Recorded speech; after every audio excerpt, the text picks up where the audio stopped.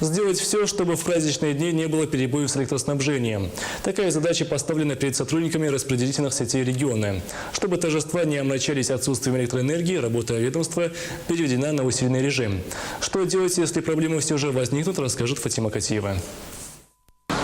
Работать без выходных непросто, но долг обязывает. С таким настроем энергетики выходили на службу в течение священного месяца Рамадан. Но это еще не все, ведь впереди 3 дня празднования окончания поста. В связи с предстоящими праздниками сотрудники службы переведены на усиленный режим работы. В соответствии с указом главы региона, в праздничные дни они обязаны обеспечить бесперебойную подачу электричества во все населенные пункты. Мы сделали все, что могли. Единственное, что создавало помехи – погодные условия, отмечают энергетики. Перебои с электроснабжением были, но это в основном связано с неблагоприятными погодными условиями. Это, насколько если вы заметили, это по всему Северному Кавказу. Это ливень, грозы, град, шквалистый ветер. Но это от нас не зависит. Да. Созданы оперативно-выездные бригады, аварийные восстановительные бригады.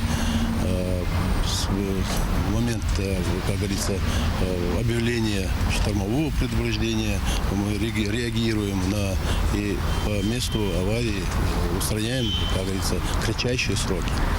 Горячая линия работает круглые сутки. В случае перебоев в подаче электричества сотрудники Головного управления «Ингушэнерго» просят сообщать в отделение РЭС по месту жительства.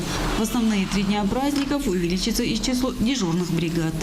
На время проведения праздников издан распорядительный документ, согласно которому созданы дополнительные дежурные бригады. Есть как правительство, так и в управлении ответственные дежурные назначены, контактные телефоны.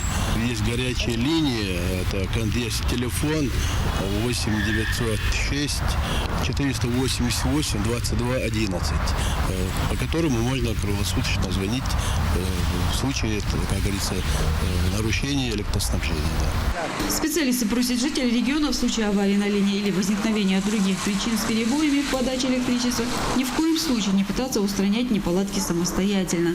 Лучше наберите номер горячей линии и сообщите о проблеме. А мастера быстро и грамотно приведут все в норму. Кроме того, так будет намного безопаснее. Энергетики пожелали отметить праздник без ЧС. Фатима Катиева, Наиб Цичоев, Исмаил Сагов, Вести Нуршате.